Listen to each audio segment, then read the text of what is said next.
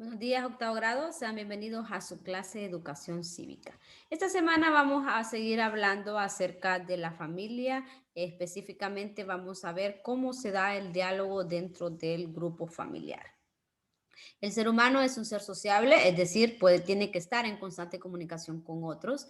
Para que esta comunicación sea eficaz, es importante que la comunicación verbal coincida con la comunicación no verbal, es decir, que las palabras deben de corresponder con los gestos y el tono de voz. A continuación vamos a ejemplificar y a definir cada uno de estos tipos de comunicaciones para que comprendamos el texto anterior.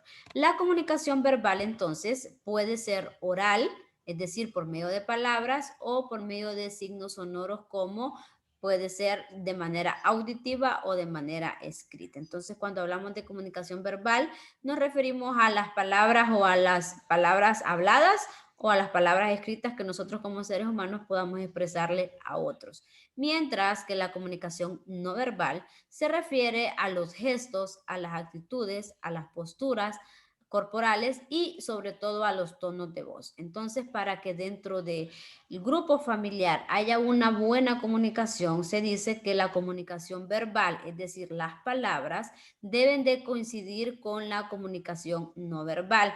Por ejemplo, si usted le está diciendo a su mamá que todo está bien, que ya aprendió la lección por algo que usted se equivocó, pero su cara demuestra que está enojada, allí no hay una buena comunicación. Entonces, para que haya buena comunicación, tanto la comunicación verbal como la comunicación no verbal deben de coincidir. Es decir, nuestras palabras deben de coincidir con los gestos, con las posturas y con las actitudes corporales que nosotros vayamos a tomar y sobre todo con nuestro tono de voz.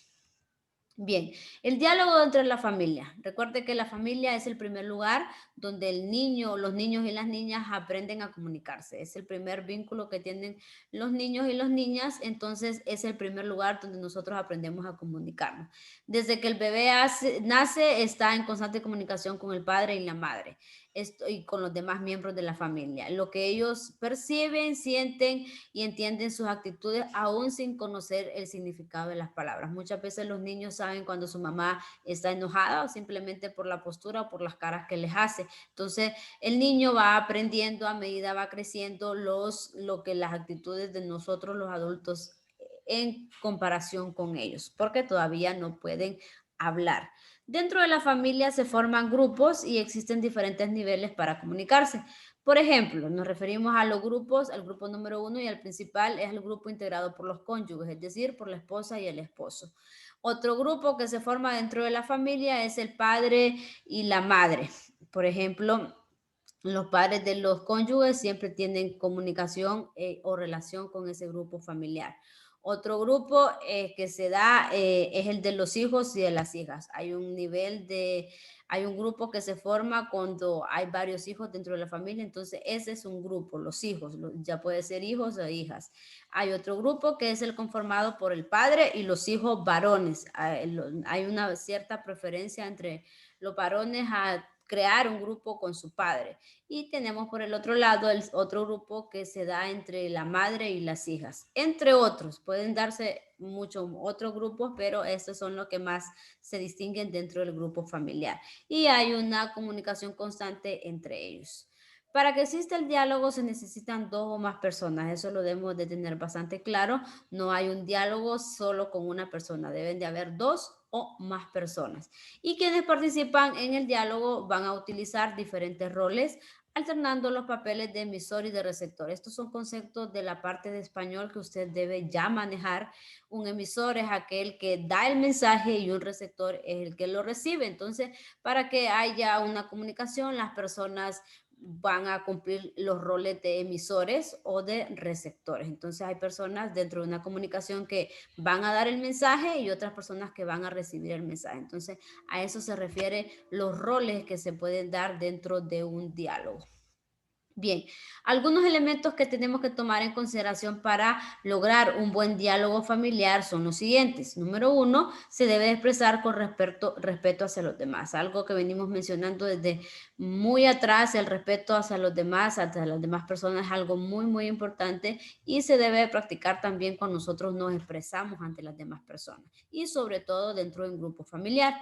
Número dos, se debe de mantener un tono de voz pacífico y no agresivo. Cuando nosotros alteramos nuestra voz o nuestro tono de voz se sube, podemos decir que estamos enojados y que estamos agrediendo a otra persona, aunque no lo estemos golpeando. Entonces, debemos de tener cuidado al momento debemos de ser cuidadosos al momento de hablar. Nuestro tono de voz debe ser de acuerdo a lo que estamos viviendo, a la situación que estamos enfrentando en ese momento.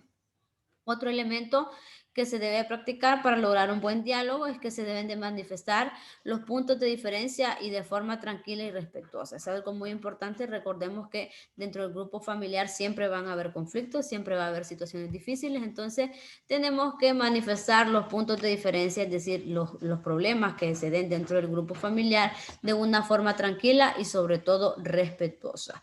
Siguiente, nosotros debemos de ser pacientes y tolerantes ante las ideas con las que nos estamos de acuerdo. Esto es algo muy importante para evitar conflictos futuros. Nosotros debemos de ser tolerantes y respetuosos con las ideas de otras personas, aunque nosotros no estemos de acuerdo. Es algo que ustedes deben de aprender siempre, no solo dentro del grupo familiar, sino con otros grupos sociales. Y por último, tenemos que se debe de comunicar con amor y con comprensión. Recuerde que estamos dentro del grupo familiar y comunicarse con amor y comprensión es algo primordial para lograr un buen diálogo familiar. Bien, ahora vamos a hablar de las crisis y las oportunidades dentro del grupo familiar, muy relacionado con el tema anterior. Durante la mayor parte del siglo XX, la familia, principalmente en Latinoamérica, hablamos de los países de Centroamérica y los países de América del Sur, se caracterizó por la delimitación de roles entre el varón y la mujer. Recuerde que los roles son las responsabilidades que cada miembro de la familia posee. En este caso vamos a hablar de los roles que tenía el varón y la mujer dentro del grupo familiar. El hombre, esto es en el siglo XX, el hombre continuó siendo la principal autoridad dentro de la familia y en el espacio público. Si recordamos anteriormente o si ustedes le preguntan a su familia anteriormente, el hombre era la principal autoridad dentro del grupo familiar y también cuando se salía de la casa de paseo a un lugar, a la iglesia, el hombre siempre tenía la autoridad en ese grupo familiar. Y este tenía la obligación de proveer, proteger y tomar las decisiones de la familia. En otras palabras, era el responsable por la esposa y los hijos, es decir, tenía que proveer alimentos, sustento, vivienda, vestuario, etcétera, todo lo que dependía a los hijos y la esposa y él propio, obviamente, todo eso era su obligación. Y por otra parte, la mujer era quien se ocupaba de los hijos y de los oficios domésticos. Entonces la mujer en el siglo XX era la que se quedaba en la casa haciendo las obligaciones, haciendo la comida, haciendo el aseo, lavando ropa, planchando y cuidando a los hijos en el caso de que hubiera hijos. Entonces, todo esto ha cambiado y cambió a partir de los años finales del siglo XX. Actualmente los roles que se dan dentro de la familia son totalmente diferentes. Y estos cambios han provocado una nueva estructura familiar y nuevos roles individuales de la pareja. Ustedes más o menos saben a lo que yo me refiero. Ahora la mujer ya no solo se queda en la casa, sino que ese rol cambió. Ahora las mujeres tienen la autoridad de poder salir de su casa y ejercer una profesión, un oficio y también ser proveedora de su hogar, es decir, proveer todo lo que en el hogar se necesita. En algunas familias, vamos a hablar la realidad, en alguna familia el hombre sigue siendo el proveedor y el que protege y el que toma las decisiones en el hogar.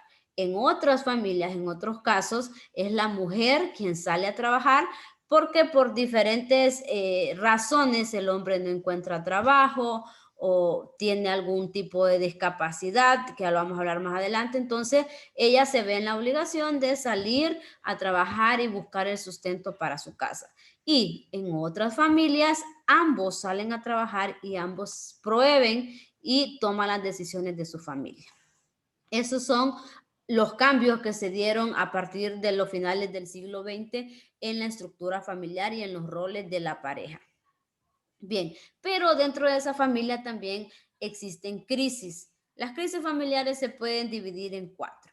Número uno, vamos a hablar de las crisis de la evolución, que es lo que anteriormente comentábamos. Y las crisis de evolución se refieren a los conflictos que surgen como consecuencia de los cambios por los cuales pasa la familia durante toda la vida. Son crisis reales, se manifiestan al impedir el cambio. Entonces, toda la familia en algún momento de su vida van a presentar y tener que cambiar algún tipo de situación. Entonces, a eso se le conoce como una crisis de evolución. Lo que anteriormente mencionábamos probablemente puede llamarse como una crisis de evolución, cuando hubo un cambio de roles. La crisis número dos se refiere a las crisis externas, el mismo nombre lo dice, se da cuando ocurren sucesos inesperados, es decir, algo que la familia no lo espera, es algo fuera de sus condiciones como familia. Se buscan culpables y se comienzan a pensar en lo que se podría haber hecho en lugar de tratar de solucionar la situación. Luego tenemos las crisis estructurales, que estas son problemas que se repiten una y otra vez. Y esto es muy, muy común en las familias. Por ejemplo, cuando los integrantes de la familia con actitudes dominantes, intolerancia, alcoholismo, drogadicción o algún otro vicio. Entonces, esto se refiere a problemas estructurales. Son problemas que se repiten constantemente dentro del grupo familiar por indefinidamente, es decir, que no tiene un tiempo estipulado. Y por último tenemos las crisis de atención que se presentan en las familias en las cuales existe un integrante con capacidades especiales.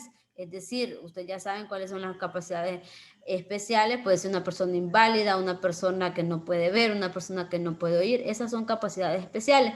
Debido a ello, algunos familiares deben de suspender sus actividades y atender a la otra persona. Entonces, esto es una crisis que pasa muchas de las familias en nuestro país. Cuando sufren accidentes, probablemente perdió una pierna el esposo, entonces la esposa tuvo que cambiar y sus actividades para poder atender. Entonces, a eso se refiere a una crisis de atención. Bien, esos son los temas para esta semana. Paso a explicarles cuáles serán sus actividades a desarrollar. En la actividad número uno, usted va a completar la siguiente ficha acerca de la resolución de conflictos en la familia. Estas fichas no es necesario que usted las imprima, debe de resolverlas en hojas aparte en su cuaderno. Y si quiere pegar las imágenes, pues usted busca un recorte del periódico, de revista, que se acerque un poco a la imagen que usted observa, o si usted lo puede imprimir, estaría bien. Entonces, lo único que va a hacer es colocar su comentario acerca de cada una de las preguntas que se le hacen ahí. Por ejemplo, en la ficha número uno dice, los padres de Álvaro están discutiendo y Álvaro se pone a llorar para que paren. Esta es una crisis dentro de la familia que ya lo mencionábamos anteriormente. Entonces, le hace dos preguntas. Le hace preguntas, perdón. ¿Qué crees que piense Álvaro? Entonces usted lo que va a hacer es ponerse los zapatos de Álvaro, como dice, y va a colocar lo que usted piensa. ¿Qué cree que está pensando Álvaro cuando mira a sus padres discutir?